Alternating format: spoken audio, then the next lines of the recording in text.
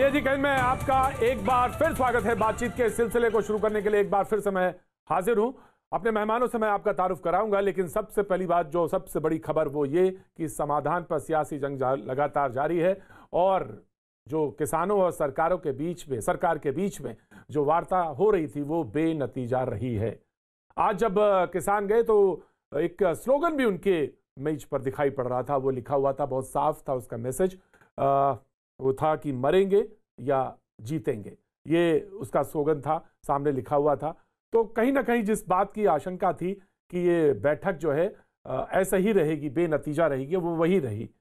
लेकिन अब अगली बैठक जो है 15 जनवरी को है। लेकिन जब लोग बैठक पे जा रहे थे, चाहे वो किसान नेता हों, चाहे वो सियासी या सरकार की तरफ से हो, क्या कुछ पहले कहा बैठक से पहले, वो पहले देखेंगे, फिर बहस की तरफ चलेंगे। हमारे आज कुछ खास मेहमान हैं जिनसे समझने की कोशिश करेंगे कि आखिर किसान इस पूरे जो स्थिति बनी है उसकी जड़ में है क्या और कैसे उसको निकाला जाए, नतीजा कैसे निकाला जाए और कैसे निकलेगा, इस पर बात करेंगे आज। लेकिन सबसे पहले जब बैठक पे जा रहे थे लोग, वो क्या था स्थिति, उसको पहले जान लेते हैं, फिर बैठक के बाद का जो क्या नतीजा है उस पर बात तो होगी। स्वाभाविक रूप से जब चर्चा होती है तो सभी को आगे बढ़ने का प्रयास करना पड़ता है, तभी समाधान तक पहुंचते हैं। और मुझे आशा है कि सभी लोग सकारात्मक माहौल में चर्चा करेंगे और रास्ता ढूंढेंगे। राज्यों की हिम्मत है कि जो ये बात कह रहे उनकी बात ना मान लें। तो उसमें राज्य तो कान पकड़ी भेड़ है। नहीं, हम उससे संतुष्ट नहीं है। उससे संतुष्ट नहीं है या तो फिर क्या कहेंगे? मैम हो गया, हमारा आंदोलन जारी है, आंदोलन जारी रहेगा, ठीक है, हमारा आंदोलन जारी है, आंदोलन जारी रहेगा। कानून वापसी नहीं होते तो घर वापसी नहीं होगी। हमारे सहयोगी अनुराग ढांडा इस बैठक पे नजर बनाए हुए थे आज, और बड़े तड़के से, और वो हरियाणा के भी रहने वाले हैं। इत्तेफाक भी देखिए कि वो हरियाणा के रहने वाले हैं। अनुराग ढांडा हमारे साथ आज मौजूद हैं और उनसे बातचीत के सिलसिले को जोड़ना चाहूंगा। अनुराग, कैसे हैं आप? बिल्कुल बढ़िया है प्रतीक। और बारिश हो गई और या बारिश अभी हो रही है? देखिए, बस बारिश ऐसा ही है कि कोई बूंद एक गिर जाती है, कभी रुक जाती है तो लोग, और लेकिन यहाँ पर आप देखिए विचारों की बारिश जो है वो जबरदस्त हो रही है और दोनों तरफ से हो रही है, सरकार की तरफ से भी और किसानों की तरफ। एक तस्वीर पहले यहाँ की देख लीजिए प्रतीक। मैं बिल्कुल तस्वीर देख लिया। बातचीत आगे बढ़ाएंगे कि आखिर आज मीटिंग में हुआ क्या। जी बिल्कुल, तस्वीर दिखाइए। जो आप यहाँ पर देख रहे हैं, ये तमाम किसान नेता हैं जो मीटिंग से निकले हैं और ये अब अपनी बस पकड़कर वापस सिंगू बॉर्डर जाने की तैयारी कर रहे हैं। और अंदर आज जो कुछ हुआ, 2.5 घंटे, कहने को 2.5 घंटे मीटिंग चली, लेकिन जिसमें सिर्फ 15 मिनट बमुश्किल बात हुई होगी। टेबल चेयर पर आमने सामने बैठे होंगे। दर्शनपाल जी हमारे साथ मौजूद हैं, इनसे हम एक बार पूरा किस्सा अंदर क्या हुआ वो समझ लेते हैं। दर्शनपाल जी, एक बार जरा हमको ये समझा दीजिए कि आज की मीटिंग कहने को तो 2.5 घंटा चली, आप लोग तो 15-20 मिनट मुश्किल से बातचीत हुई होगी मेरे ख्याल से अंदर। नहीं, मुझे लगता है 1 घंटा के करीब तो बातचीत हुई, 2.5 घंटे से। और ये मैं कहना चाहता हूँ कि आज की मीटिंग में सरकार की जो ऑनेस्टी और सरकार का जो इशू के ऊपर जो हल करने के लिए एक इंटेंशन होता है वो दिखाई नहीं दिया हमको। दूसरी बात यह है कि सरकार ने जो लास्ट मीटिंग में हमें ऐसा एक इम्प्रेशन दिया था कि हाँ, तुम लोग अगर पूरे ही इसको रिपील कराना चाहते हो तो इस रिपील के बारे में अपनी बात करेंगे, जिसको हमारा पक्का इम्प्रेशन था कि ये अपनी गवर्नमेंट में बात करने के लिए बोल रहे हैं। लेकिन आज उन्होंने एक उल्टा पटका मारा कि नहीं, हमने तो दूसरे संगठनों और प्रांतीय सरकारों से बात करनी थी, वो की हमने, वो इसके पक्ष में नहीं है, जो मुझे लगता है सरासर उनका गलत बात। लेकिन आज हुआ क्या? जब आप लोग अपनी बात पर कायम थे, सरकार अपनी बात पर, वो तो हमें पहले ही पता था कि बातचीत तो होगी नहीं। आज कहीं कोर्ट का भी जिक्र आया, हमें पता चला। जो हुआ वही जिसके लिए हम रिपील पर अड़े हुए थे, वो संशोधन करने के लिए बोल रहे थे। आज आप लोगों ने खाना नहीं खाया, हमें पता लगा। नहीं, खाना हमने उस समय हमने खाना नहीं खाया जानबूझकर। पहले भी हमने काफी चुप रहे, मौन रखा हमने, और सरकार को मजबूर किया अंदर से उठने के लिए। वो अंदर से उठकर गए, खाना हमारा आया, हमने अपना खाना भी नहीं खाया, अभी हम लास्ट में खाना खा के आए हैं। तो ये जो बातचीत में जो डेडलॉक आया, वो बातचीत में इसी चीज़ के ऊपर है। फिर वो गए, उन्होंने आगे प्रपोज किया कि ठीक है, सुप्रीम कोर्ट में क्या होता है, सुप्रीम कोर्ट में 11 तारीख को आप भी आ जाइए, हम भी चलेंगे और वहाँ सुप्रीम कोर्ट को बोलें कि इसकी कॉन्स्टिट्यूशनल वैलिडिटी के लिए जल्दी जल्दी हर रोज़ उसकी हियरिंग करके तो आप लोग जाएंगे सुप्रीम कोर्ट? वो हम परसों डिस्कस करके अपना तय करेंगे। अभी तक आपने तय नहीं किया कि आप कोर्ट जाएंगे? हम सुप्रीम कोर्ट ने जो नोटिस हमको भेजा है उसका वकालतनामा हमने दे दिया है। हमारी बड़ी 4-5 वकीलों की टीम बनी हुई है। They will appear for us, but वो कॉन्स्टिट्यूशनल बेंच बनवाने के लिए हमको जाना है या नहीं जाना है, हमारे वकील हमसे बात करेंगे या हम उनसे करेंगे, तो उसका तय हम डे आफ्टर टुमारो अपनी मीटिंग में। तो 15 जनवरी को कुछ उम्मीद रखें?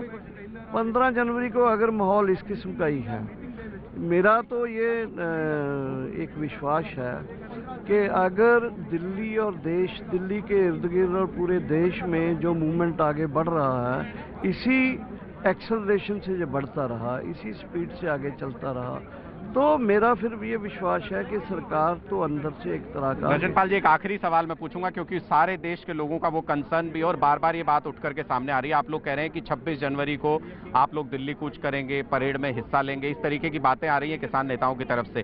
क्या उसको लेकर के दिल्ली के लोगों को या देश के लोगों को या सरकार को चिंतित होने की जरूरत है? आप ऐसी कोई कोशिश करेंगे? नहीं, बिल्कुल चिंतित होने की ज़रूरत नहीं है। एक तो पहला पॉइंट तो मैं ये आपको यकीन दिलाता हूँ कि मुझे लगता है कि सरकार 26 से पहले कुछ ना कुछ हल निकालने की कोशिश करेगी, नंबर 1। नंबर 2, हम परेड में कोई दखल नहीं देंगे, हम अपना परेड ही इंडिपेंडेंटली निकालेंगे।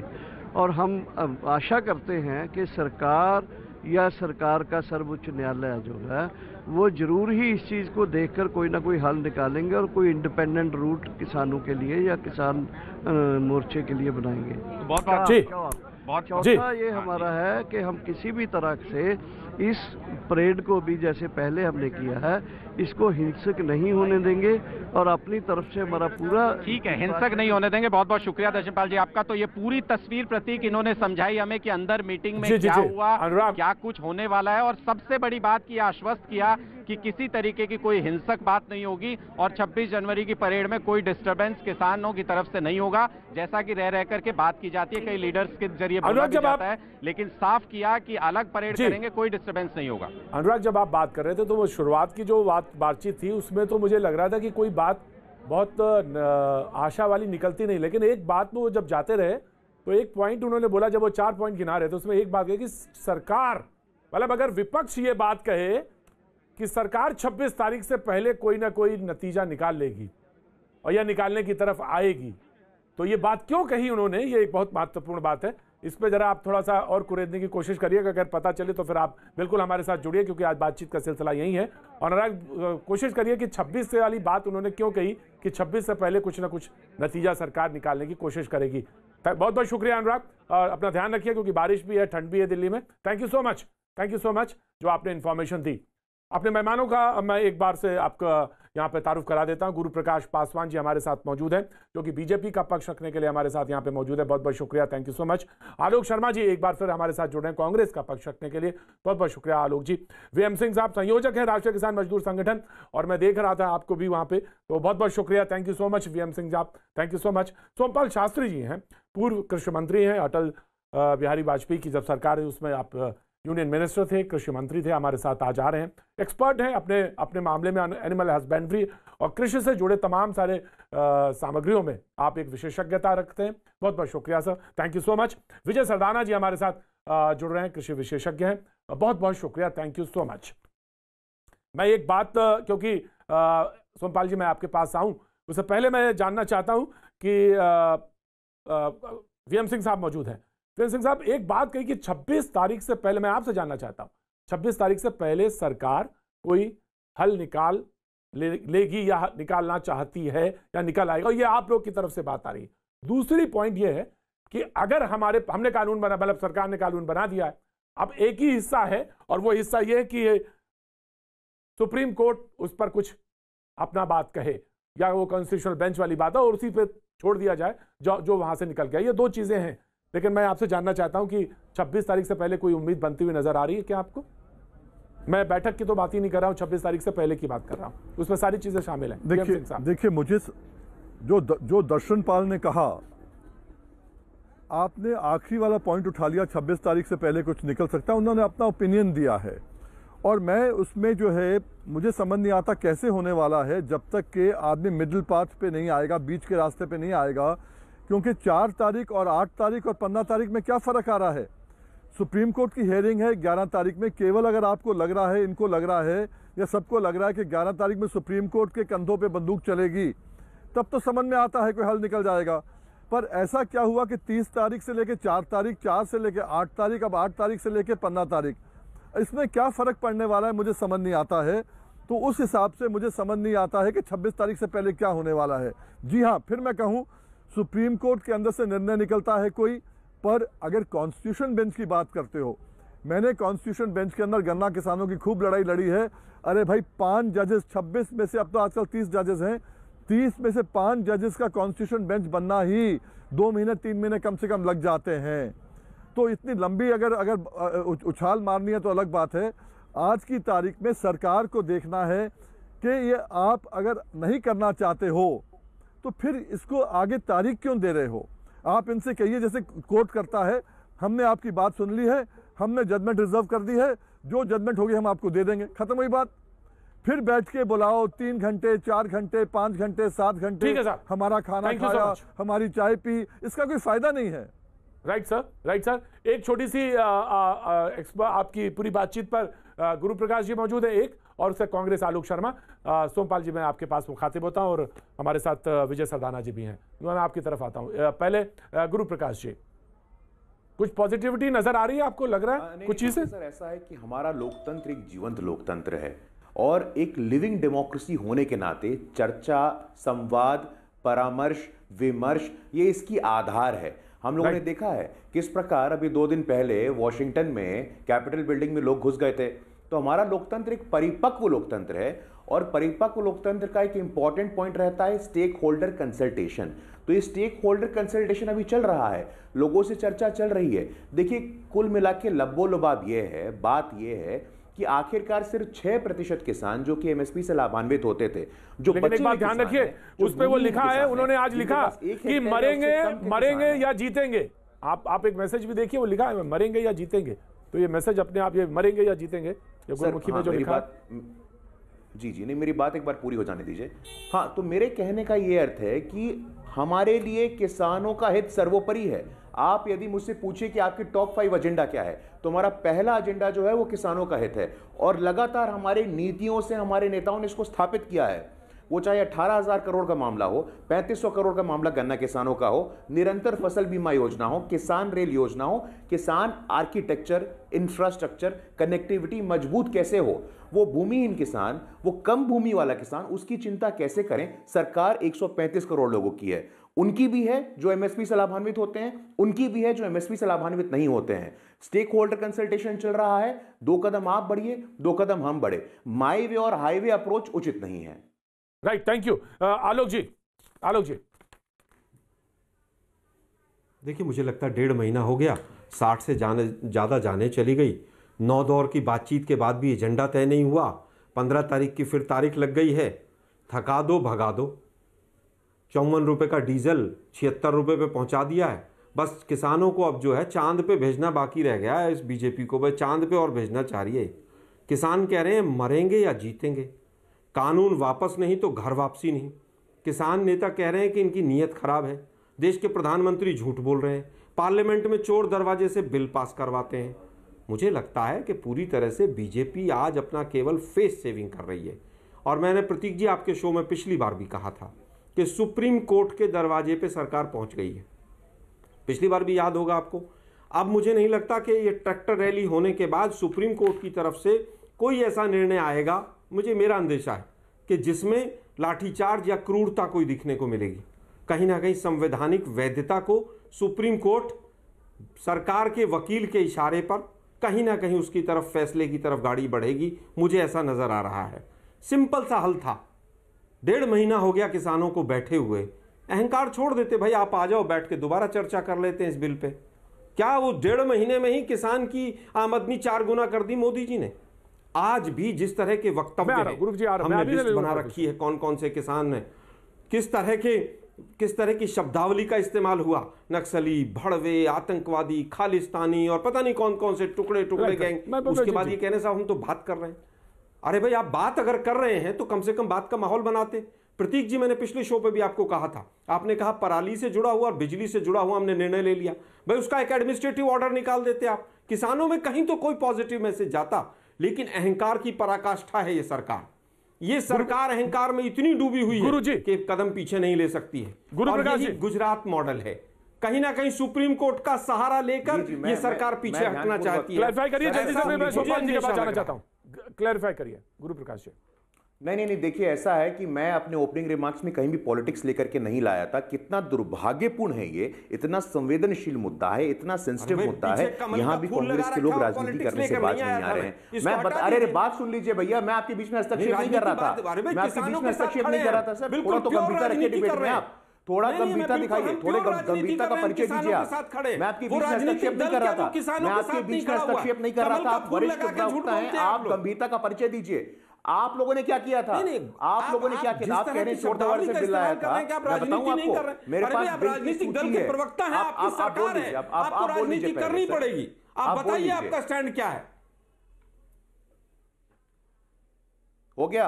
अगर आपका कथन पूरा हो गया तो थोड़ा गंभीरता से सुन लीजिए। मेरा स्वभाव नहीं है, मेरे स्वभाव नहीं है सरकार का क्या स्टैंड है, बताइए।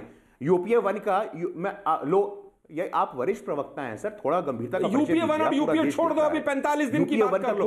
ये देश को गुमराह करना बंद कर दो गुरु प्रकाश जी। देखिए आप मेरे छोटे भाई यही तो दुर्भाग्य है, यही दुर्भाग्य है। लेकिन बीजेपी के एजेंडे पे मत चलो। बहुत दुर्भाग्य है। आप बिल्कुल पूरी तरह से, मैं उस पर जाऊंगा तो बहुत सारी चीजें निकल कर आएंगी।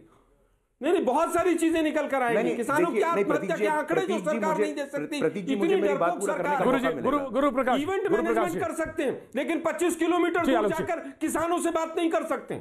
अब आलोक जी सुनेंगे, नहीं करेंगे। आलोक जी सुन लेंगे हम। झूठ बोलना छोड़ दें, देश के प्रधानमंत्री तो आधा समय हो जाएगा। जी, मैंने आलोक जी आपका पॉइंट लिया। गुरु प्रकाश, ध्यानपूर्वक सुनिएगा आलोक जी, मैं बड़ा सम्मान करता हूं आपका, आप वरिष्ठ प्रवक्ता हैं। भारतीय किसान यूनियन किसान पंडित राजकुमार शुक्ल जी का है, भारतीय किसान यूनियन मान गुन्नी प्रकाश जी का है, भारत के पूर्व प्रधानमंत्री स्वर्गीय लाल बहादुर शास्त्री जी के पोते हैं संजय नाथ सिंह जी, उनका संगठन है ऑल इंडिया फार्मर्स एसोसिएशन, जागरूक और प्रगतिशील किसान यूनियन, हरियाणा एफपीओ ऑर्गेनाइजेशन, हर किसान, इन सब संगठनों ने confederation of NGOs of rural India, इन लोगों ने कृषि सुधार का समर्थन दिया है। और मैं शुरुआत में भी कह रहा था मैं राजनीति नहीं करना चाहता हूं, इसलिए मुझे मजबूर मत करिए। आप लोग कहते हैं चोर दरवाजे से ले आए थे, मेरे पास इतिहास पड़ा हुआ है। आंध्र प्रदेश को बाइफरकेट कर दिया था आप लोगों ने, कितने मिनट में किया था आपको पता है? यहां तो कम से कम घंटों बातचीत हुई थी, लोकसभा में, राज्यसभा में, कमेटी में चर्चा हुई थी। तो इसीलिए यह आरोप भारत में लोकतंत्र का अपमान किसने किया है, कॉन्स्टिट्यूशन को बाईपास किसने किया है, उस पर जाने की आवश्यकता नहीं है। आप लोगों ने आंदोलनों को कितना सम्मानित किया है। 1966 में नहीं जाना चाहूंगा, जब साधुओं पर गोली चलवा दी गई थी संसद भवन के बाहर में, साधु मारे गए थे, नृशंस हत्या कर दी गई थी। अभी मुद्दा किसानों का है, तो संवेदनशीलता के साथ राजनीति से परे करके हम लोगों को किसानों के हितों की चिंता करनी है, और यही एकमात्र एजेंडा होना चाहिए। मेरा ये कहने का अर्थ है यूपीए 1 ने नहीं, मेरी बात पूरी होने दीजिए सर, मैंने उनके बीच में नहीं बोला था प्लीज। हमारा एमएसपी का कमिटमेंट मैं आपको बता सकता हूं, पिछले 6 साल में 8 लाख करोड़, आप चाहे कोई भी धान देख लीजिए, गेहूं, जौ, चना, सब में 40% से लेकर के 75% तक की वृद्धि हुई है एमएसपी में। 18,000 करोड़ पीएम किसान सम्मान निधि योजना, किसान सॉइल हेल्थ कार्ड योजना, किसान रेल योजना, किसान क्रेडिट कार्ड योजना, ऐसी तमाम योजनाएं हैं जिससे यह सिद्ध होता है जो प्रधानमंत्री जी बार बार कहते हैं, अंत्योदय, पंक्ति में खड़े अंतिम व्यक्ति का कल्याण। वो भूमिहीन किसान, वो किसान जिसके पास कम जमीन है, उसकी चिंता कौन करेगा? लेकिन इन सब के बावजूद मैं ये भी कह रहा हूं कि अभी भी जो भी दिल्ली बॉर्डर पे किसान भाई बैठे हैं, जो संगठन बैठे हैं, उनके मन में जो भी संदेह है, जो भी संशय है, प्रधानमंत्री जी ने हाथ जोड़ करके विनम्रतापूर्वक कहा है, आप आइए बातचीत करें। 8 दौर की वार्ताएं हुई हैं, वार्ताएं सकारात्मक रही है, और हम लोग आश्वस्त हैं और आशान्वित हैं कि आने वाले बैठक में एक ऐसा दुरुस्त नतीजा निकलेगा जिससे किसान भी सहमत होंगे, हम लोग भी सहमत होंगे। सोमपाल जी, मैं आपके पास आना चाहता हूं, क्योंकि बैठक माना कि वो किसान है, कपड़ों से किसान लग रहे हैं। अब आपको आलोक जी, मैं आ जाऊं, मैं आलोक जी आ जाऊंगा आपके पास। सोमपाल जी हैं, तो किसान ही नहीं लगे थे 1 महीने 1.5 महीने। राइट, आलोक शर्मा जी, मैं आ रहा हूं। सोमपाल जी बोलना चाहते हैं। सोमपाल जी को बोला था ऐसा सर, किसने बोला था? ये बार-बार ऐसी उकसाने वाली बात करना उचित नहीं है। गुरु प्रकाश जी, ये आपको शोभा नहीं देता है। राइट, मैंने ले लिया, दोनों का पॉइंट ऑफ ले लिया। आलोक जी, आप भी वरिष्ठ हैं, और गुरु प्रकाश जी बहुत युवा हैं और बहुत कुछ सीखने के लिए, वो सब सारे लोग वाकिफ हैं इस बात से। सोमपाल जी, मैं आपके पास आना चाहता हूं। वार्ताएं इसलिए विफल होती हैं या विफल हो जाती हैं मेज पर, या बात नहीं होती, कहते हैं कि मंशा नहीं थी, आशंकाएं रही और वो मंशा नहीं थी, जिसे कह रहे हैं कि ये बात को सॉल्व करने की मंशा नहीं, तो नियत जिसे कह देते हैं आम बोलचाल में। सोमपाल जी, मैं जानना चाहता हूं कि दोनों तरफ से नियत साफ है या कुछ अटका हुआ? आप बहुत अनुभवी व्यक्ति हैं, मैं जानना चाहता हूं नियत के दृष्टिकोण से चीजें साफ हैं तो ये हल निकलेगा, अन्यथा तो ये सुप्रीम कोर्ट के दरवाजे पर ये पहुंच ही गया है, मसला वहीं पर है। सोमपाल जी। देखिए, जहां तक नियत का प्रश्न है और किसकी बात तर्क संगत है, किसकी बात तर्क संगत नहीं है, जब इसके ऊपर चर्चा करते हैं तो हम ये देखते हैं कि उत्तरदायित्व जो है वो किसका बड़ा है, और जो अविश्वास परस्पर पैदा हुआ है उसकी पृष्ठभूमि, उसका इतिहास क्या है, उसका कारण कौन बना है। सर मैं टोक नहीं रहा हूं, सर मैं टोक नहीं रहा हूं, उसको मुझे माफी करें, मैं बहुत छोटा हूं उम्र में, आप बहुत अनुभवी व्यक्ति हैं, लेकिन अगर बच्चा रूठ जाए कि मैं तो चंदा मामा ही लूंगा, मैं तो चंदा मामा ही लूंगा, और माँ कहे कि नहीं बेटा ऐसा है कि यहाँ की दूरी समझ लो, पहले चंदा से आसमान की दूरी समझ लो, हम कह रहे हैं कि एक एक पॉइंट पे डिस्कशन हो जाए, और वो रूठने वाला कहे नहीं पहले तो चंदा मामा लाओ फिर हम बात करेंगे, तो इसको क्लियर करिएगा सोमपाल शास्त्री जी। मैं इसी बात को क्लियर करना चाह रहा हूँ कि इस सारे अविश्वास का जो जन्म हुआ है उसकी यह पृष्ठभूमि है। 6 घटनाएं मैं ठोस गिनाऊंगा, वैसे तो और भी है। नंबर 1, 2014 के लोकसभा चुनाव अभियान के दौरान भारतीय जनता पार्टी ने सर्वाधिक प्रचार इस मुद्दे का किया था कि यदि हम सत्ता में आएंगे, आते ही स्वामीनाथन आयोग की वह सिफारिश लागू करेंगे जिसमें यह कहा गया था कि C2 लागत के ऊपर 50% जोड़कर न्यूनतम समर्थन मूल्य घोषित हो, और एक एक दाना खरीदा जाएगा। 15 में नहीं किया, 1 साल तक लगभग, तो कोई लोग लोकहित याचिका लेकर सुप्रीम कोर्ट गए, वहां इसी सरकार ने जो इतना ठोस वायदा किया था तो एक शपथ पत्र दाखिल करके कह दिया कि केंद्र सरकार के पास उपलब्ध वित्तीय संसाधनों में इसको क्रियान्वित किया जाना संभव नहीं है। तो एक सवाल तो ये उठा कि यदि संभव नहीं था, भारतीय जनता पार्टी जिसका मैं भी एक भाग रहा हूँ सरकार का, 13 महीने की सरकार का, वह सरकार में रह चुकी थी केंद्र सरकार में, तो इतना गैर जिम्मेदाराना वायदा क्यों किया था जो वित्तीय संसाधनों में संभव नहीं था। फिर उसके बाद 2016 आ गया तो एक और नारा दे दिया गया कि हम आय दोगुनी करेंगे। मेरे आप जैसे बहुत से लोगों ने ये प्रश्न करना शुरू किया कि उसकी समय सीमा बताइए, उसका रोड मैप बताइए, तो कुछ बताया नहीं गया। ये बात मैं इसलिए कह रहा हूँ कि 2019 में CACP की जो सरकारी रिपोर्ट प्रकाशित हुई है, commission on agriculture cost and prices की, उसमें ग्राफ दिए गए हैं, उनको आप देख सकते हैं। 8 दिसंबर के टाइम्स ऑफ इंडिया ने उन्होंने मुख्य पृष्ठ के पिछले पृष्ठ पर छापा भी, आप देख लें, जिससे ये बात साबित होती है कि 2013 में जो आय का स्तर था किसानों की, उसके मुकाबले में लगभग 30% आय घटी है 2018 तक, और अगर ये पिछले 2 वर्षों को भी जोड़ लें तो शायद ये आंकड़ा और नीचे आएगा।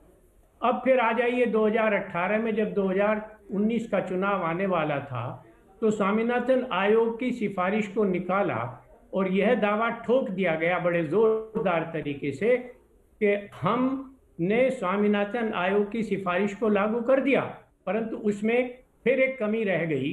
किसान ने फिर ठगा महसूस किया।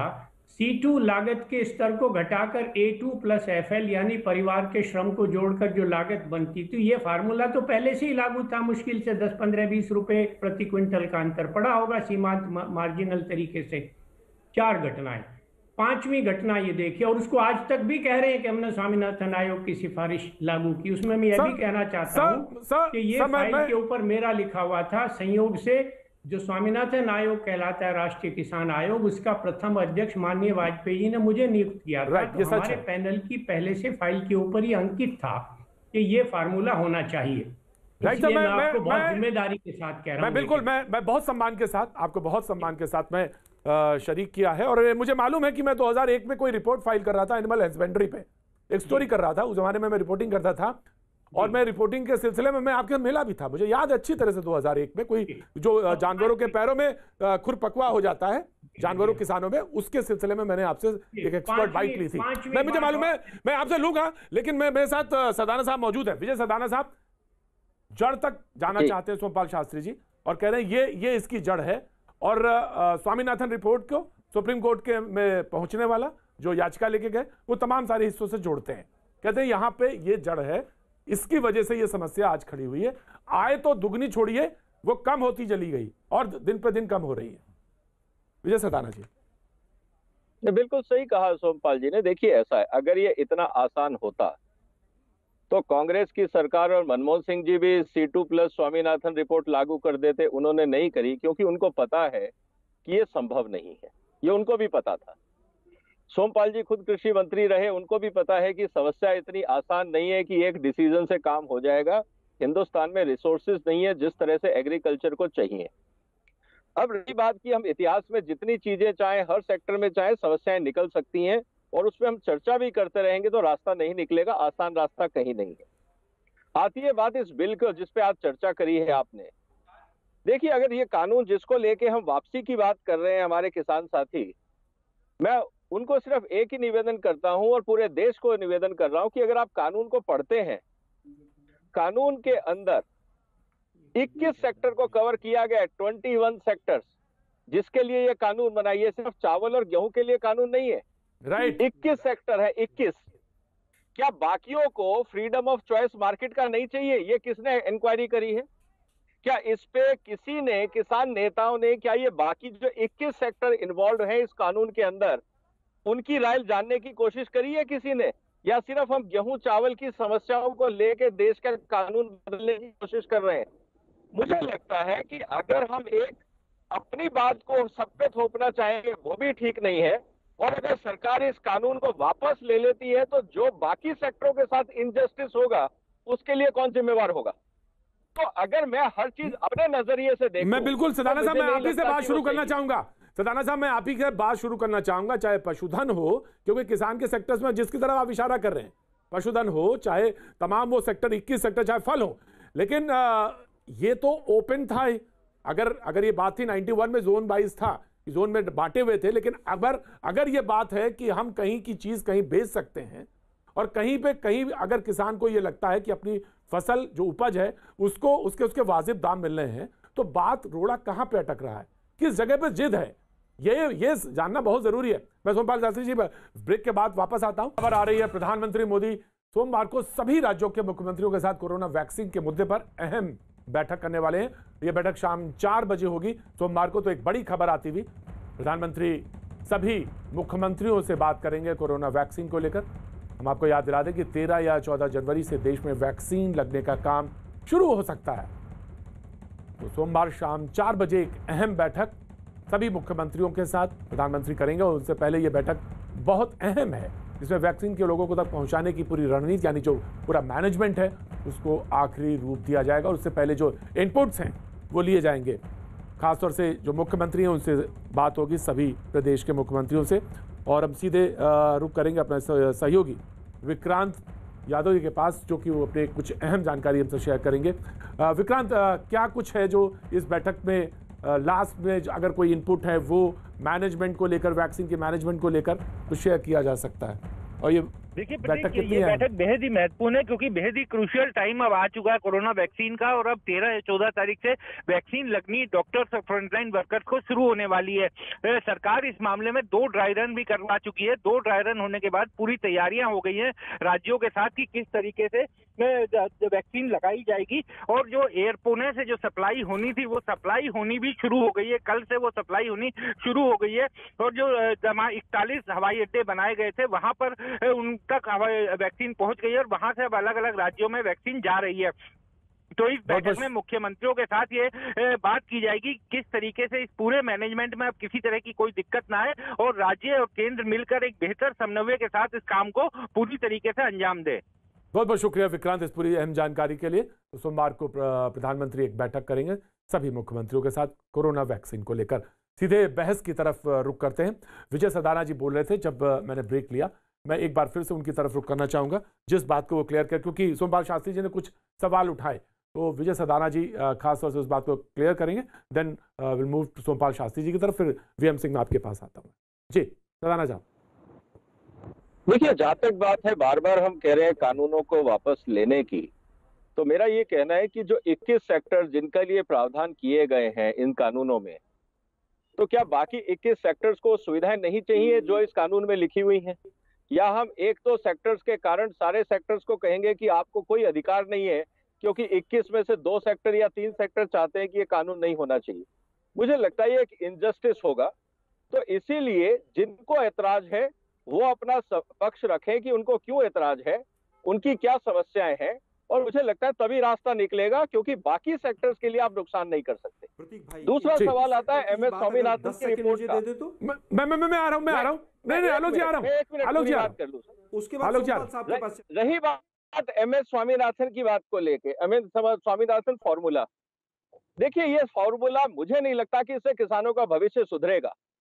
आज ऑर्गेनिक एग्रीकल्चर में कॉस्ट ऑफ इनपुट कम है, जीरो बजट एग्रीकल्चर में इनपुट कम है। आप अगर नई तकनीक इस्तेमाल करते हैं, अगर आपकी कॉस्ट ऑफ प्रोडक्शन कम होती है तो उस हिसाब से, या आपकी क्वालिटी अच्छी है तो, और कॉस्ट ऑफ प्रोडक्शन कम है, तो आपको स्वामीनाथन फॉर्मूला कोई हेल्प नहीं करता कम होगा। राइट। जिसकी कॉस्ट ऑफ प्रोडक्शन जितनी ज्यादा होगी उतना ज्यादा एमएसपी मिलेगा। तो ये आज की दुनिया में ये आउटडेटेड कॉन्सेप्ट क्यों हम फॉलो करना चाहते हैं? मुझे समझ में नहीं आ रहा कि स्वामीनाथन कभी भी, मुझे नहीं लगता किसानों का भला कर पाएगा ये फॉर्मूला। जी थैंक यू। आलोक जी, मैं सोमपाल जी के पास से होके आ जाऊं, कोई एतराज? बहुत छोटा सा। अच्छा दे दीजिए, बोल दीजिए, कोई बात नहीं। अगर आप कहेंगे तो नहीं आलोक जी बोल दीजिए, कोई बात नहीं। आप पुराने आते रहे हैं। देखिए, मुझे लगता है कि विजय जी ने जो बातें कही 3-4, उस पर मैं छोटा सा केवल कहना चाहूंगा। इन्होंने कहा 21 सेक्टर की बात की कि उनके साथ इनजस्टिस हो जाएगा। विजय साहब, आप तो अर्थशास्त्री हैं और मेरा भी पीएचडी एग्रोनॉमिक्स में ही है। मैं केवल ये कहना चाहता हूं कि पशुधन का जो अभी जिक्र हुआ, क्या अमूल का दूध पूरे हिंदुस्तान में नहीं बिक रहा है? क्या दिल्ली में जो सब्जियां बिक रही हैं वो कहां से आती है? यूपी, हरियाणा, पंजाब, राजस्थान, सब जगह से आती हैं। किसी ने नहीं रोका। एमएसपी के अलावा जो आइटम हैं उन्हीं में कहीं पर कोई रोक नहीं है। आप पोल्ट्री जितना दिल्ली के अंदर बिकता है, 2.25 करोड़ लोग हैं यहां पर, क्या वो दिल्ली में पैदा होता है? नहीं होता है, बाहर से आता है, और उसके ऊपर कोई बॉर्डर नहीं लगता है। लेकिन आपने उनके लिए मंडियों का प्रतिबंध लगा रखा है। एक मिनट, बगैर मंडी के नहीं बिक सकता है वो। एक मिनट सर, जी 1 मिनट सर, हम तो मंडी के बगैर नहीं बिक सकता। मंडी अगर आप लाएंगे उसमें कहीं कोई आपत्ति नहीं है। जो चीजें एमएसपी से बाहर है उसमें किसको आपत्ति है?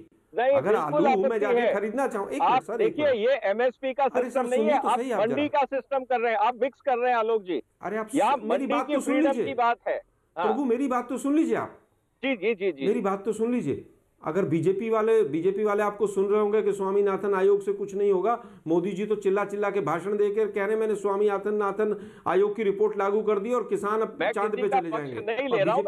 देशद्रोही ठहरा देंगे। इंडिपेंडेंट वॉइस है आलोक जी। प्रभु 1 मिनट, मैं केवल ये कहना चाहता हूं, मैं केवल ये कह रहा हूं कि पशुधन हो चाहे बाकी चीजें हो, उस पर कहीं रोक टोक नहीं है।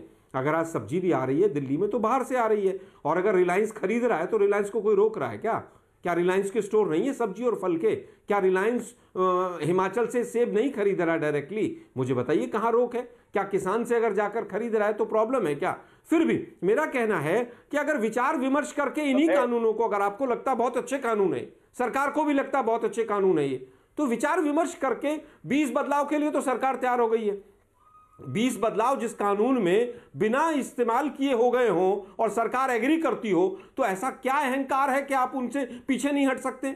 मुझे लगता है कि सरकार को अहंकार छोड़ना। जी Sadana ji, now you please, Alok ji now you please listen. जी आलोक जी, आप जी थैंक यू। देखिए मेरा वही कहना है आलोक जी कि जिन 20 कानूनों की और फेरबदल की आप बात कर रहे हैं, जरा वो एक लिखा हुआ कागज तो दिखवा दीजिए कि कौन सी लाइन में किसान क्या फर्क चाहता है। ये तो कोई नहीं बता रहा है। जो 20 कानूनों की आप बात कर रहे हैं, सुन लीजिए आलोक जी, अपना प्लीज आलोक जी, आपने स्वयं कहा है। आलोक जी पूरी बात सुन लीजिए ना प्लीज।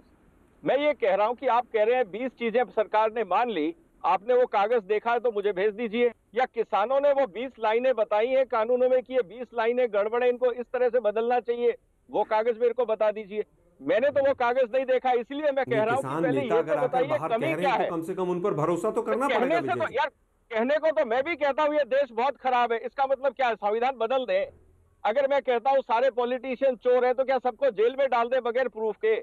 ऐसे थोड़ी होता है यार काम। नहीं, देखिए आपको वो आज प्रूफ का तो विषय दिखाना नहीं है। पड़ेगा। और अगर कोई आप चोर ये है तो कह जेल में रहे डाला हैं, जाना कहना कुछ चाहिए। नहीं। देखिए, कोई चोर है तो जेल में डाला जाना चाहिए, उसमें क्या प्रॉब्लम है? बगैर प्रूफ के अगर आप काम करते हैं ना आलोक जी, बगैर एविडेंस के, बगैर टेंजिबल नॉन डिस्प्यूटेबल एविडेंस के, नहीं, तब तो प्रूफ बात के साथ आगे तो नोटबंदी हुई थी पूरी तरह से। प्रूफ नहीं, के नहीं, साथ नहीं, नहीं, नहीं, नहीं, नोटबंदी नहीं, प्रूफ नहीं, नहीं, टॉपिक नहीं, टॉपिक नहीं। सोमपाल जी, सोमपाल जी, सोमपाल जी, नहीं, सोमपाल जी, मैं आ रहा हूँ, वीएम जी आ रहा हूँ, वीएम सिंह जी आ रहा हूँ, सोमपाल जी के लिए बहुत अच्छा है। नहीं, फोकस रहेंगे, फोकस रहेंगे। सोमपाल जी आज बैठे हैं, आज सोमपाल जी बैठे हैं, चलेगा, आज मुद्दों पर बात करनी पड़ेगी। बिल्कुल बिल्कुल, मुद्दे पे बात करेंगे, मुद्दे तो बताइए, मुद्दे पे। सोमपाल जी, नहीं ठीक, सोमपाल जी बैठे हुए हैं, खुद बैठे हुए हैं, कृषि मंत्री रहे, यूनियन मिनिस्टर रहे। सोमपाल जी, सवाल ये है कि जो ये बातें आ रही हैं, जैसे अभी स्वामीनाथन वाली रिपोर्ट का एक हिस्सा ये है कि अगर उसको लागू कर दिया गया होता, या मनमोहन सिंह जी ने लागू किया, अगर उस समय लागू कर दिया गया होता तो वो चीजें प्रैक्टिकली पॉसिबल ही नहीं है। वो तमाम सारी उसकी प्रैक्टिकल एक प्रॉब्लम है। सवाल यह है कि मंडी को 21 जो सेक्टर्स हैं उस पर बात आ गई।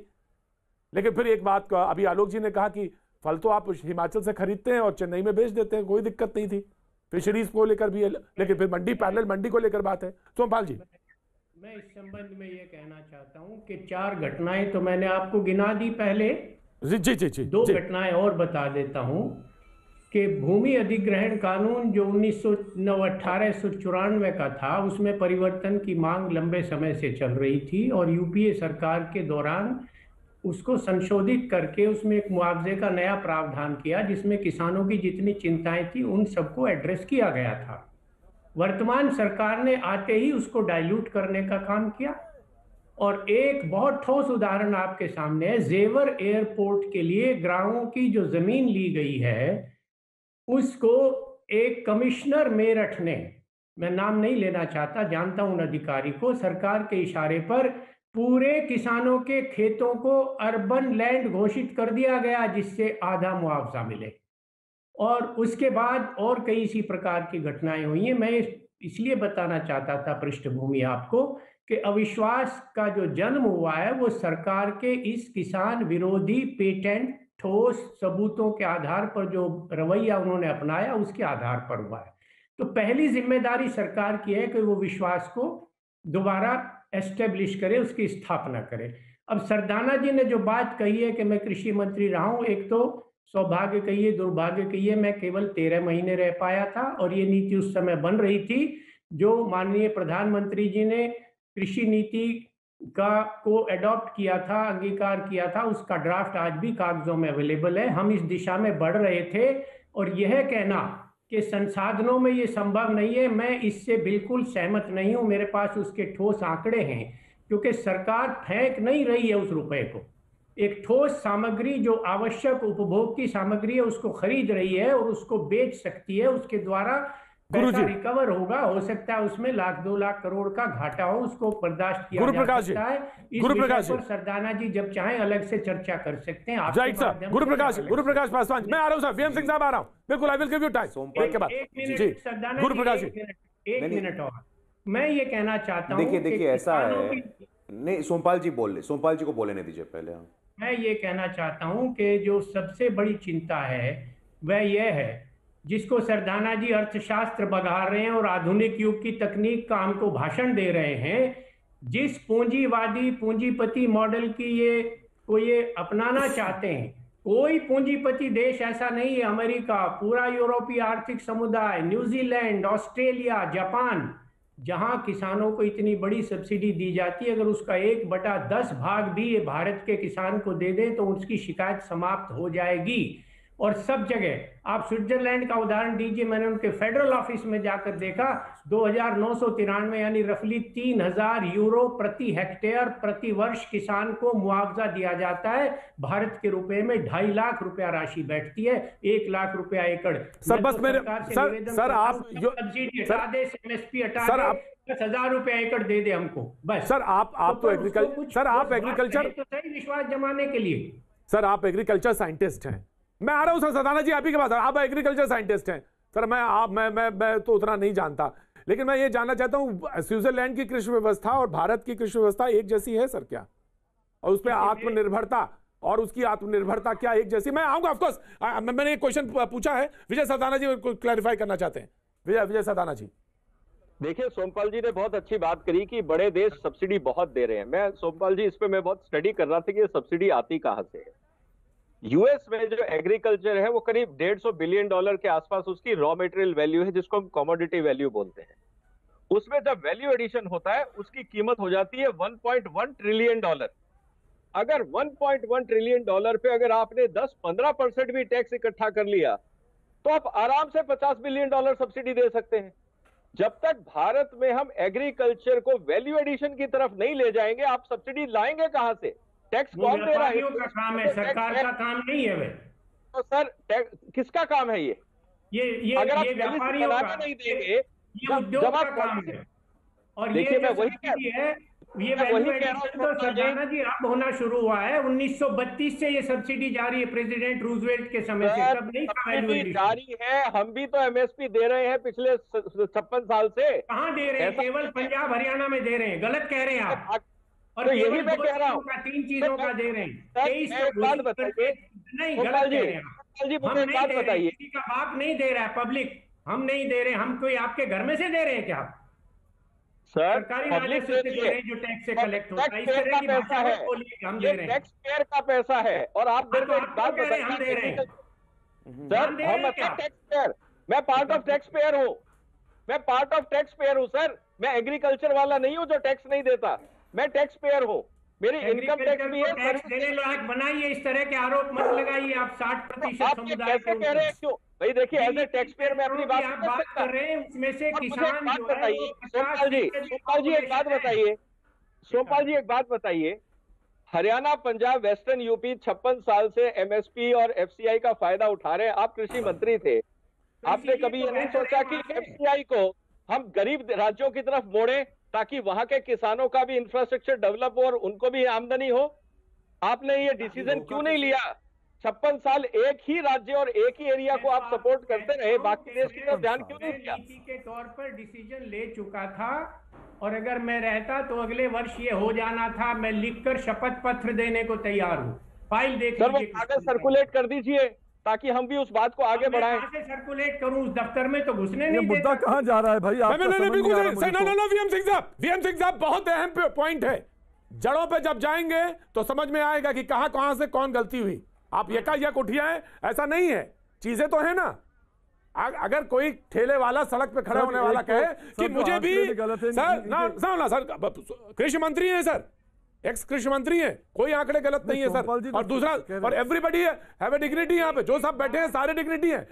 सड़क पे खड़े होने वाला ठेले वाला कहे कि मुझे भी सब्सिडी चाहिए, मुझे भी अपने बच्चे पालने हैं, तो सर वाजिब सवाल तो है ना उसका भी ना।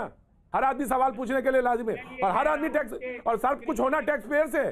सारी व्यवस्थाएं चल रही है टैक्सेस से, और टैक्स पेयर है। मैं आ रहा हूँ वीएम सिंह आप ही के पास आ रहा हूँ सर। इस झगड़े में टैक्स बांटने की बात कर रहे हैं, टैक्स पेयर से कोई बात नहीं कर रहा है सर। मैं आ रहा हूँ, वक्त एक छोटे से ब्रेक के बाद मैं फिर हाजिर होता हूँ। बने रहिए हमारे साथ। भैया जी, कहीं में आपका एक बार फिर स्वागत है। मैं वीएम सिंह से आपके पास जाना चाहूँगा। वीएम सिंह साहब, एक तो क्रेडिट मैं देना चाहूँगा क्योंकि बहुत अरसे से आप भैया जी कहीं में आते रहे हैं, कनॉट प्लेस में हम शो करते रहे, ओपन में शो करते रहे हैं। किसानों के मुद्दे को उस जमाने में, उस समय कोई उतना ज़्यादा नहीं उठा रहा था, और हम लोग ये बार बार कहते थे कि नहीं, ये मुद्दे आने चाहिए, सामने आना चाहिए। किसान जो है हाशिए पर है। आज आप एक बार फिर हमारे साथ, और पिछले लगभग 44 दिन से पूरे देश पे चर्चा है, इसी पे चर्चा है।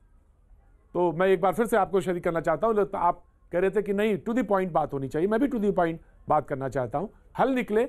इसलिए विजय सदाना जी ने एक पक्ष रखा, एक पक्ष सोमपाल शास्त्री जी ने रखा। जी वीएम सिंह साहब, मैं केवल कुछ चीज़ें बताना चाहूँगा जो चीज़ें आपके शो में आई हैं, मैं उसको क्लियर करना चाहूँगा। बीजेपी स्पोक्स पर्सन ने कहा था अगर मुमकिन होता एमएसपी को लागू करना, स्वामीनाथन C2 + 50%, तो कांग्रेस लागू कर देती। मैं केवल आपको कहना चाहता हूँ, मोदी जी ने 2014 में कम से कम 300 मीटिंगें करी थी जिनमें उन्होंने कहा था कि मनमोहन सिंह सरकार ने स्वामीनाथन कमीशन की रिपोर्ट को लागू नहीं किया जिसमें C2+50% देना था। हमारी सरकार आती है तो तत्काल इसको हम लागू करके इसको देंगे आपको। अगर वो 13 साल के मुख्यमंत्री थे, ऐसा तो नहीं था वो नहीं थे, और बीजेपी ने अपने मैनिफेस्टो में भी लिखा था, पहली चीज़। दूसरी चीज़ आपने कह दिया, सरदाना साहब ने कह दिया कि 21 जो चीज़ें हैं, 21 सेक्टर्स के अंदर और बातें हैं वगैरह वगैरह। मैं केवल कहना चाहूँगा आज की तारीख में हमारी MSP केवल 6%, 7%, 8% या 5% खरीदी जाती है, बाकी 92% जो है वो खरीदते हैं प्राइवेट प्लेयर्स। आज जब प्राइवेट प्लेयर को आपने खरीद के अंदर, भंडारण के अंदर, ब्लैक मार्केटिंग के अंदर, कॉन्ट्रैक्ट के अंदर आपने उनको लाइसेंस दे दिया है ये बिल्स लाकर, हम कह रहे हैं हमें प्रोटेक्शन क्यों देते कि हमारा जो है खरीद MSP से कम नहीं ले सकते, बस हम इतना प्रोटेक्शन चाहते हैं, खरीद का प्रोटेक्शन चाहते हैं, बस हम लंबी बात नहीं कर रहे हैं। वहीं पर ही आपने कह दिया, हमारे बीजेपी स्पोक्स पर्सन ने गिना दिया, 18,000 करोड़ रुपया दे दिया, 2,000 रुपये एक आदमी को दे दिया, 9 करोड़ लोगों को दे दिया। अरे भाई आपको मालूम है जब ये 2018 में आया था तब भी हम लोगों ने नहीं कहा था, कुछ तो मिल रहा था भागते चोर की लंगोटी से ही, पर हकीकत क्या है, जो गन्ना किसान हैं, जो धान किसान हैं, जो गेहूं के किसान हैं, 20,000 से लेकर और 60,000 रुपए का उनका नुकसान होता है अगर MSP नहीं मिलती है। आंकड़े जिस दिन चेक कर लें, आप कर लें, मैं आप बताएं, अभी बता दूं मैं आपको। तो इसलिए अगर 5 एकड़ वाले को 1 लाख से लेकर और 3 लाख रुपए का नुकसान हो रहा है, उसके बाद भी 6,000 लेने के लिए आप सम्मान कह रहे हैं, हम तब भी आपको सलाम करते हैं, पर हम आपको ट्रस्ट नहीं कर सकते क्योंकि उस समय सोमपाल जी ने गिनाई थी चीज़ें, साथ साथ ये भी गिनाना चाहिए था। सोमपाल भाई को तो मैं बहुत रिस्पेक्ट करता हूं और उनसे बहुत सीखता भी हूं। 14 दिन के अंदर गन्ने की पेमेंट होगी वरना ब्याज मिलेगा। मोदी जी ने कहा था हमारे चुनाव से पहले, नहीं हुआ, 14 महीने हो गए। उन्होंने कर्जा माफ़ी होगी, कर्जा माफ़ी नहीं हुई। हम कहाँ से उनको मान लें? हम राजनीतिक बात नहीं कर रहे कि 15 लाख मिलेगा नहीं मिलेगा, क्या क्या होगा बच्चों का, उसकी बात नहीं कर रहे। और विजय भाई आपसे एक चीज़ कहना चाहूँगा, आपने अपना ओपिनियन दिया ना कि MSP अगर लागू भी हो जाएगा C2 50% फर्क नहीं पड़ेगा। आज VM सिंह या विजय सरदाना के ऊपर हम डिबेट नहीं कर रहे, हम डिबेट कर रहे हैं कि मोदी जी ने क्या कहा था वो लागू होगा या नहीं होगा। हकीकत यह है। और दूसरी एक चीज़ बताना चाहूँगा, 56 साल आपने बार बार कहा कि 56 साल के अंदर MSP आ रही है, 56 साल, और ये पूरे नोशन है पूरे देश का कि 56 साल पहले तो APC था, CSCP आया भी नहीं था। उस समय एग्रीकल्चर प्राइस कमीशन था, 1965 में आया था, और उसके बाद में 1986 उसके बाद केवल SMP आता था, स्टैट्यूटरी मिनिमम प्राइस गेहूं का, धान का, इन चीज़ों का होता था, कमोडिटीज का होता था। उसके बाद में जो है 1986 में जब न्यू एग्रीकल्चरल पॉलिसी आई, उस समय आपका प्राविधान हुआ it will be a guaranteed price to give the MSP, और वही आपने जो किया नेशनल पॉलिसी जो 2000 में आई, सोमपाल साहब ने जरूर बनाई होगी वो पॉलिसी, उसके अंदर फिर आया था कि it will be a guarantee from the government कि MSP से कम कोई खरीदेगा नहीं। ये सब चीज़ें हैं और इन चीज़ों को लाना देश के सामने बहुत ज़रूरी है।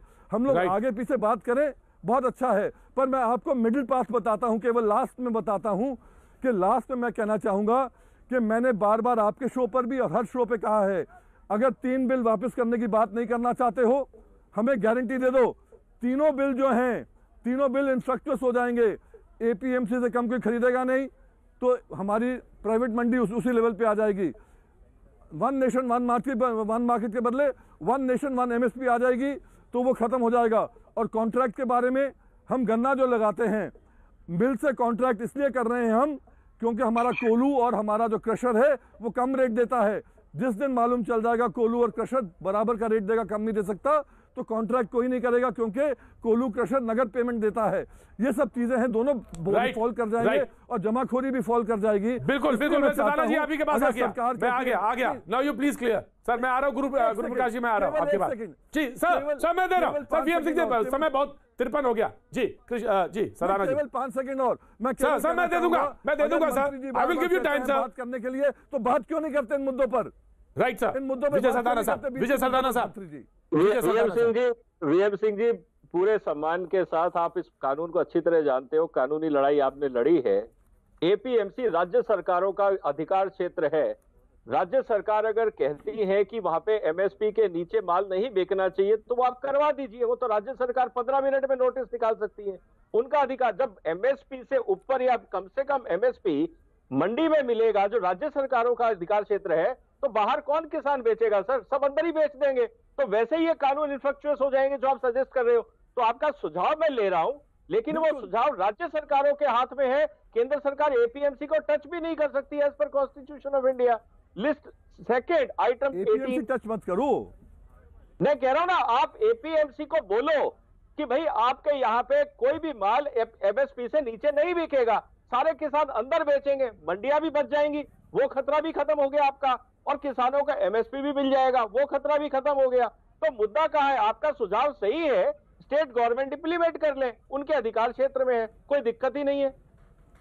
राइट जी, मैं आ रहा हूं, आलोक जी आ रहा हूं, गुरु प्रकाश भाई, गुरु प्रकाश, गुरु आलोक जी आ रहा हूं मैं, सोमपाल जी मैं आ रहा हूं उसके बाद, गुरु प्रकाश जी। कॉन्स्टिट्यूशन बोलता है कि मंडियां मैं बड़ी ध्यानपूर्वक तरीके से सुन रहा था सोमपाल जी की बातें, सरदार वीएम सिंह जी की बातें, और उनके सुझावों को मैंने नोट डाउन भी किया है। लेकिन कुछ बातें मैं स्पष्ट करना चाहता हूं। ये जो विपक्ष के लोग प्रमाण पत्र बांटने का एजेंसी खोले हुए हैं ना, ये अवॉइड करना चाहिए। विजय सरदाना जी समर्थन करते हैं, गलत हो जाते हैं। अशोक गुलाटी जी समर्थन करते हैं, गलत हो जाते हैं। रमेश चंद जी समर्थन करते हैं, गलत हो जाते हैं। देखिए 2003 में जब अटल बिहारी वाजपेयी जी की सरकार थी, उस समय मॉडल एपीएमसी एक्ट कहा गया था स्टेट्स को लागू करने को, 20 ने लागू किया, 16 ने रूल्स तक बता दिए। तो मुझे समझ में नहीं आता है जो 86% किसानों की आवाज कौन बुलंद करेगा? 6% किसानों की आवाज बुलंद है, मैं सहमत हूं, लेकिन इसके बावजूद उनके मन में जो संदेह है, वो संशय, उसको हम लोग दूर करने का प्रयास कर रहे हैं। लेकिन जिनको agriculture investment fund, agriculture infrastructure fund, कृषि संरचना फंड जो 1 लाख करोड़ का हो रहा है, जो एफपीओ बनाए जा रहे हैं, उनकी चिंता कौन करेगा? मुझे ये लबोलुबाब समझ में नहीं आ रहा है कि आखिरकार उनका प्रवक्ता कौन बनेगा। जब प्रधानमंत्री जी कह रहे हैं कि भाई 6% के ब्रैकेट के बाहर जो किसान एमएसपी से लाभान्वित नहीं हो पा रहे हैं, उनकी चिंता हमारे लिए सर्वोपरि है, तो ये बड़े दुख की बात है, ये मेरे समझ से परे है। और मैं यहां पे राजनीति नहीं करना चाहता हूं, लेकिन ध्यान दिलाना चाहता हूं, कांग्रेस के समय इकोनॉमिक एडवाइजर थे कौशिक बसु जी, अरविंद विरमानी जी, रघुराम राजन जी। ये पार्टी के लोग नहीं है, ये लोग एक्सटर्नल स्पेशलिस्ट थे। इन सभी लोगों ने एग्रीकल्चर रिफॉर्म्स होने चाहिए इस बात का समर्थन किया है। कांग्रेस जी जल्दी क्लियर कर लीजिए, आलोक जी की बात की गई थी, आलोक जी क्लियर कर लीजिए, समझ से परे है। मॉडल एपीएमसी आएगा, किसानों को लाभ मिलेगा, वंचित किसानों को लाभ मिलेगा, तो उसकी चिंता कौन करेगा? गुरु प्रकाश जी अभी भी बोलिए, बोलिए। मेरे छोटे भाई हैं, लेकिन कहीं ना कहीं वो मोदी जी के राह पर हैं झूठ बोलने की। कौशिक बासु जी के 3 स्टेटमेंट हैं, तीनों आप पढ़िए क्या है वो, उसके बाद कहिए, उनको कोट कीजिए, नहीं तो वो कहीं मेरे जैसा कोई व्यक्ति होगा तो आपके लिए मैं बताना चाहूंगा सर, क्लियरली कहा है कि ये डेथ वारंट है, डेथ वारंट है ये। और आप मोहर लगाने की जो बात कर रहे हैं, भाई बिहार का जो मॉडल है, बिहार में क्या हालत है वो देख लीजिए। और ये 6% और 86% के आंकड़े आप लोग कहाँ से लाते हैं पता नहीं है। 1 लाख करोड़ और पता नहीं कितने कहाँ से लाख करोड़ों की जो है ना, आपको कई प्रवक्ताओं को जीरो नहीं पता होती है। 20 लाख करोड़ का पैकेज अभी दिया था कोरोना में, 3 दिन में उसकी हवा निकल गई। क्या हुआ उसके बाद? मुझे लगता है आंकड़े मत दीजिए, ये आंकड़े देने का समय। गुरु प्रकाश जी जल्दी क्लियर करिए, गुरु प्रकाश जी क्लियर करिए, गुरु प्रकाश जी क्लियर करिए। आपको लगता है कि नहीं, अगर आपको लगता है, आपको लगता है, गुरु प्रकाश जी क्लियर करिए, नहीं, आपको लगता है कि आप वास्तव में किसानों का आलोक सम्मान करते हैं, तो किसानों से बात करके उसको खत्म कीजिए, क्या प्रॉब्लम है? 1.5 महीने बाद भी आप इतने अहंकार में क्यों? नहीं देखिए, ये ऐसा निराधार, मेरे पास आंकड़े बहुत हैं, मुझे मोदी जी की वो स्टेटमेंट भी पता है 2011 की क्या है कि एमएसपी को कानूनी दर्जा मिलना चाहिए, कानूनी वैधता मिलनी चाहिए। क्या उस पर मोदी जी अपने वहां से पलट गए? उसमें उन्होंने कहा है, मुझे लगता है कि देखिए राष्ट्रीय टेलीविजन नोटबंदी के बाद निराधार आरोप लगाने से बचना चाहिए। सोमपाल जी, लास्ट मिनट आपकी तरफ से, सोमपाल जी, सोमपाल जी, और हाथरस में अब उत्तर प्रदेश में दंगे भड़काए जाएंगे। मुझे लगता है कि इन आंकड़ों की बाजीगरी छोड़ दीजिए आप लोग। 54 रुपए से 74 रुपए 75 रुपए पे डीजल पहुंचा दिया, 2.5 लाख करोड़ रुपए आपने किसानों की जेब से निकाल लिया, और यहाँ पर कह रहे हैं हमने 6,000 रुपए दे। मैं इस पॉइंट पे आज बहस, सोमपाल जी मैं माफी चाहता हूँ आपसे, माफी चाहता हूँ, मैं आज बहस इस पॉइंट पे रोक रहा हूँ कि अगली बैठक जो है 15 जनवरी को है, लेकिन नतीजा निकलेगा इस पर भी बहुत सारे संदेह अभी लगातार बना हुआ। आज अभी बस सिर्फ इतना, कल होगी फिर मुलाकात।